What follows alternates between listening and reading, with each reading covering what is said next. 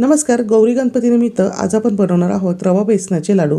हे लाडू बनवायला सोपे आहे, गोल गरगरीत होतात, अजिबात खाली बसत नाही आणि त्याचबरोबर ते टाळायला सुद्धा चिकटत नाही. इथे मी चणा डाळ खमंग अशी भाजून गिरणीतनं दळून आणलेली आहे. तयार पीठ आपल्याला पुन्हा एकदा चाळून घ्यायचे आहे, म्हणजे यामधले जाडसर कण हे आपल्याला काढून घेता येईल. इथे मी 8 कप एवढे बेसन पीठ घेतलेले आहेत आणि त्यासाठी इथे मी 2 कप एवढे साजूक तूप वापरणार आहे. बेसन पीठ भाजताना गॅसची फ्लेम अगदी लो ठेवायची आहे आणि हे बेसन पीठ खमंग असे तांबूस रंग येईपर्यंत आणि याला तूप सुटेपर्यंत भाजून घ्यायचे आहे. तूप आपण एकदम न घालता थोडे थोडे करून घालणार आहोत.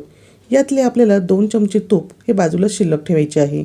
बेसन पीठ भाजून झालेले आहे. आता आपण इथे 2 चमचे तूप घालून 2 कप बारीक रवा तोसुद्धा अगदी मंद गॅसवर भाजून घेणार आहोत.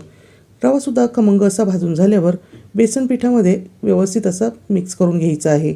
आता हे सर्व मिश्रण एकजीव झाल्यानंतर आपल्याला हे मिश्रण थंड होऊ द्यायचे आहे.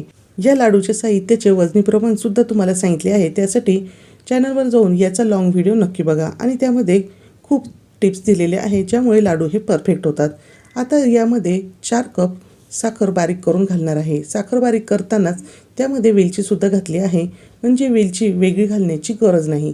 आता हे मिश्रण हाताने मिक्स केले तर व्यवस्थित मिक्स होणार नाही.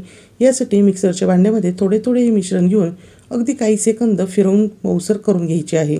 आता हे मऊसर मिश्रण लाडूसाठी तयार आहे. आवडीनुसार या लाडूला ड्रायफ्रूट्स लावून घ्यायचे आहे आणि इथे आपले चविष्ट टाळ्याला न चिकटणारे अगदी गोलगरगरीत लाडू खाण्यासाठी तयार आहे. तुम्हीसुद्धा ह्या गौरी गणपतीला असे हे रवा बेसनाचे लाडू नक्कीच तयार करून बघा आणि कसे झाले ते मला कमेंट करून नक्की सांगा. पुन्हा भेटूया नवीन रेसिपीसोबत. तोपर्यंत बाय बाय.